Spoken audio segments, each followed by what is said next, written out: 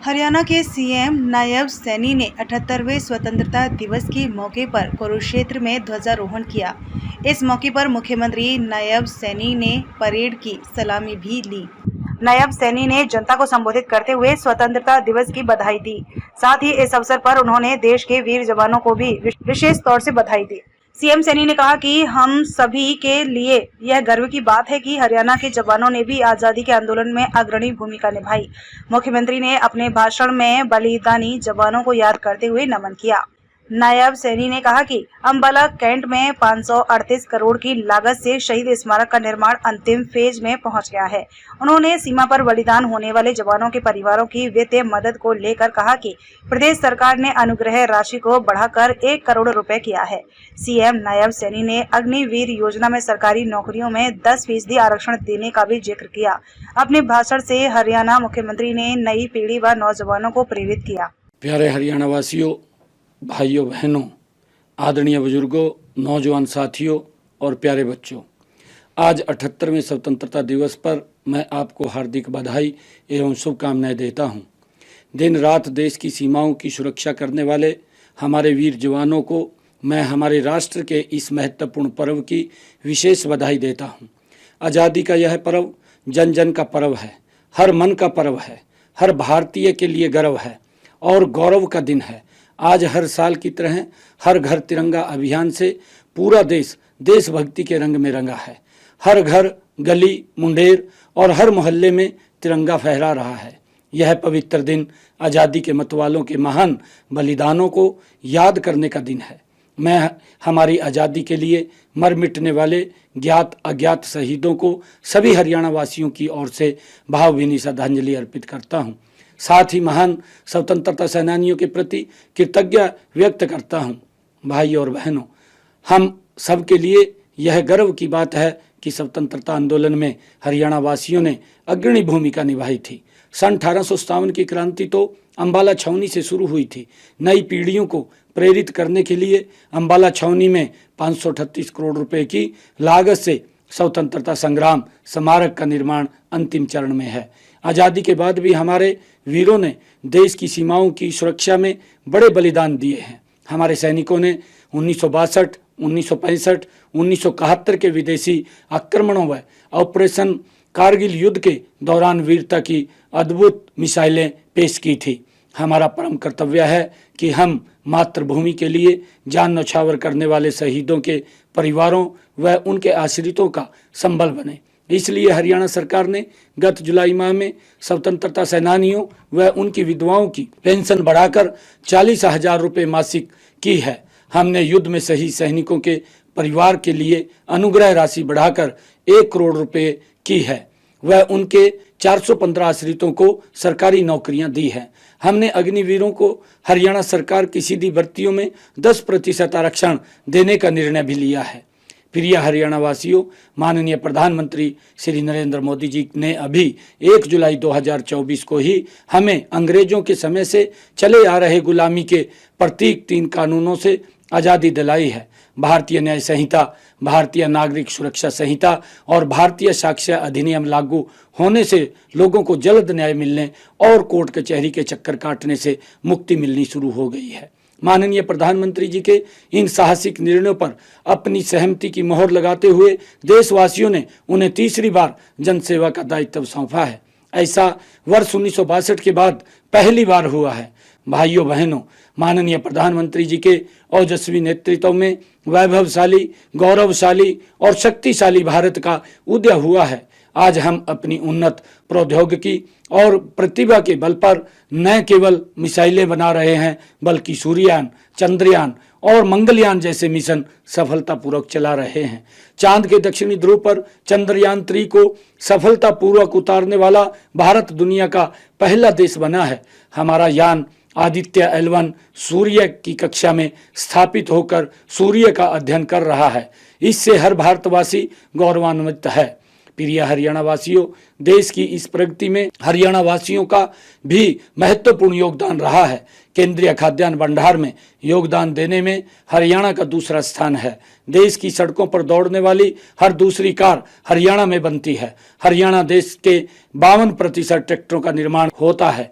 आज जब हम आज़ादी का पर्व मना रहे हैं तो मैं बताना चाहूँगा कि हमने पिछले 10 वर्षों में प्रदेश की जनता को भेदभाव करने वाली व्यवस्था से आज़ादी दिलाई है, भय भ्रष्टाचार व भाई भतीजावाद से आज़ादी दिलाई है, विकास में असमानता करने वाले क्षेत्रवाद से आज़ादी दिलाई है, युवाओं को पर्ची खर्ची से आज़ादी दिलाई है, लोगों को सरकारी सेवाओं व योजनाओं का लाभ पाने के लिए दफ्तर, दरखास्त और दस्तावेज से आज़ादी दिलाई है, उद्यमियों व कारोबारियों को लाल फीताशाही से आज़ादी दिलाई है, गाँव को लाल डोरे से के बंधन से आज़ादी दिलाई है, महिलाओं को रसोई के धुएं से आज़ादी दिलाई है। आज हरियाणा में उद्योग का पहिया तेजी से घूम रहा है, खेतों में भरपूर पैदावार हो रही है, महिलाएं सशक्त हुई हैं, अनुसूचित जातियों व पिछड़े वर्गों का सामाजिक, आर्थिक व शैक्षणिक उत्थान हुआ है, मजदूरों के जीवन में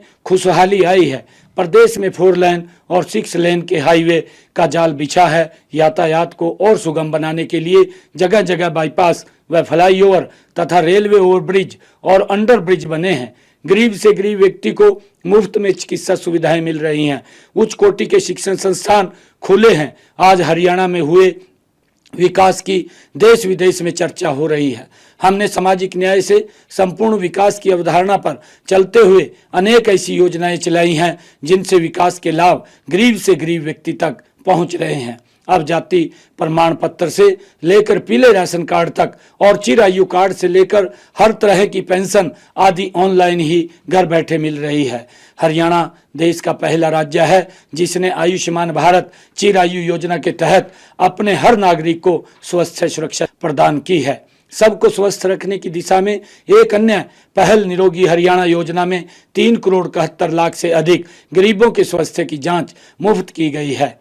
प्रधानमंत्री गरीब कल्याण अन्न योजना के तहत अब 48 लाख परिवारों को मुफ्त राशन मिल रहा है। हमारी हैप्पी योजना से हर गरीब को हरियाणा रोडवेज की बसों में सालाना 1000 किलोमीटर तक मुफ्त यात्रा का लाभ मिल रहा है। गरीब परिवारों के बुजुर्गों को तीर्थ यात्रा करने के लिए मुख्यमंत्री तीर्थ दर्शन यात्रा योजना चलाई हुई है। इसमें बुजुर्गों को तीर्थ यात्रा के लिए सरकार के खर्चे पर ले जाया जाता है। प्रधानमंत्री सूर्य घर मुफ्त बिजली योजना के तहत सोलर सिस्टम लगवाने के लिए सरकार 1 लाख रुपए की सब्सिडी देती है।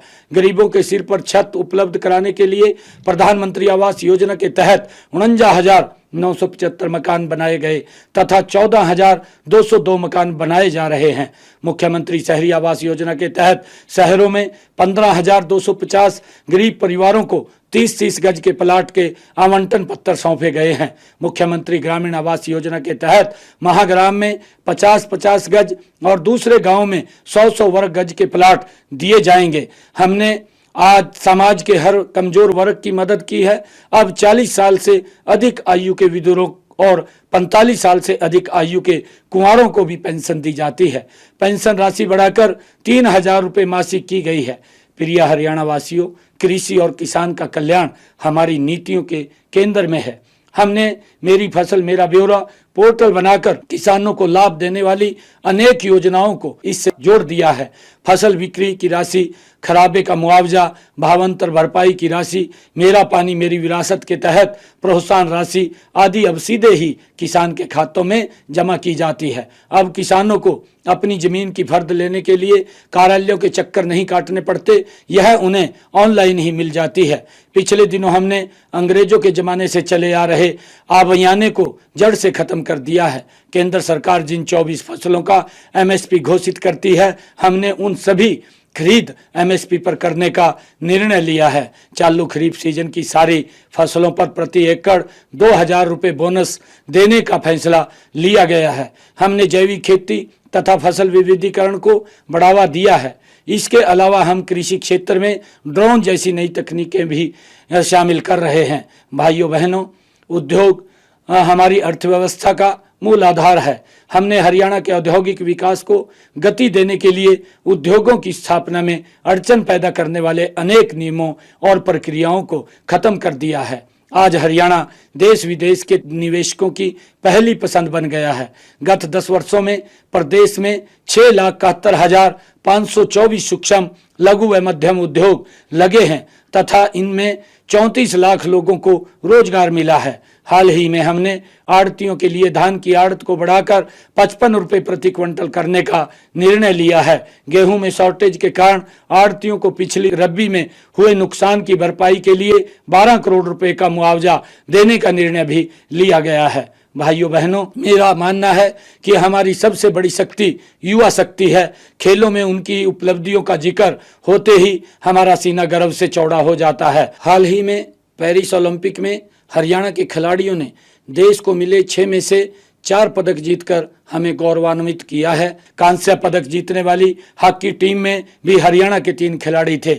हरियाणा देश का पहला राज्य है जो पदक जीतने वाले खिलाड़ियों को पुरस्कार स्वरूप सर्वाधिक नगद राशि देता है। उन्हें सरकारी नौकरी भी दी जाती है।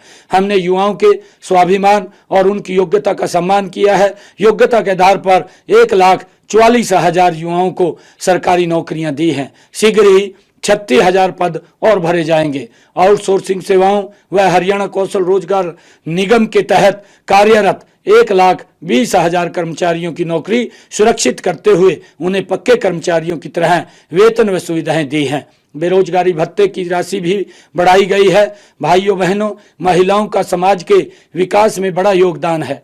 हमने बहन बेटियों को घर के पास ही शिक्षा की सुविधा देने के लिए 20 किलोमीटर के दायरे में एक कॉलेज स्थापित किया है।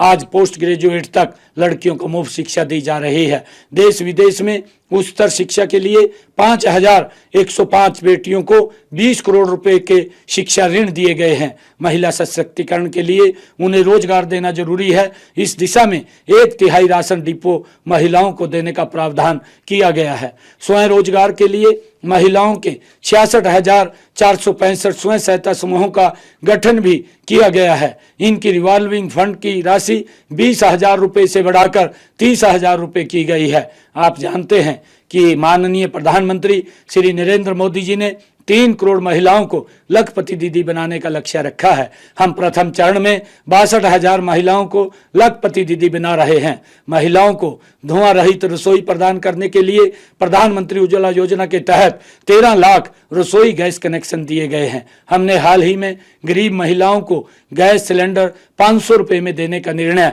वो किया है। आप जानते हैं कि माननीय प्रधानमंत्री श्री नरेंद्र मोदी जी ने लोकतंत्र में महिलाओं की भागीदारी बढ़ाने के लिए विधान पालिका में 33% आरक्षण देने हेतु नारी शक्ति वंदन बिल पास करवाया है। इसी तरह हमने हरियाणा में पंचायती राज संस्थाओं में महिलाओं को 50% प्रतिनिधित्व दिया है। हम आज अपनी आंगनवाड़ी कार्यकर्ता व सहायिका बहनों को एक सौगात दे रहे हैं। मैं इन सभी बहनों को रक्षाबंधन के पर्व पर 1,111 रुपए की सगुन राशि देने की घोषणा करता हूं।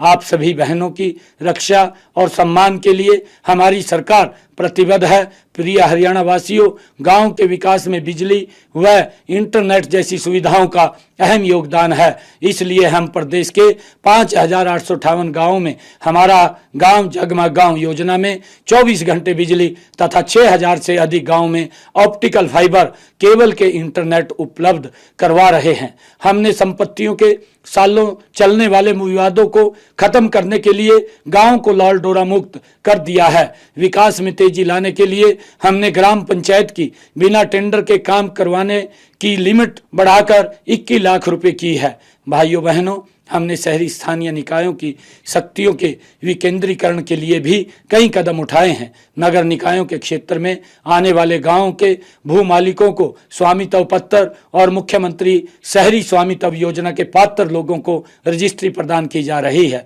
भाइयों बहनों, हमने हरियाणा एक हरियाणवी एक के भाव से प्रदेश के हर क्षेत्र का समान विकास किया है। आज का दिन अपने अंतर्मन में झांक कर यह विचार करने का दिन है कि हम स्वतंत्रता सेनानियों के सपनों को साकार करने में कहां तक सफल हुए हैं। आइए आज आज़ादी के पावन पर्व पर अमर शहीदों व स्वतंत्रता सेनानियों जैसी देशभक्ति, देश प्रेम, साहस व कर्तव्य निष्ठा को अपनाकर हर कीमत पर आज़ादी की रक्षा करने का प्रण लें। अंत में मैं एक बार फिर आप सबको 78वें स्वतंत्रता दिवस की हार्दिक बधाई एवं शुभकामनाएं देता हूं।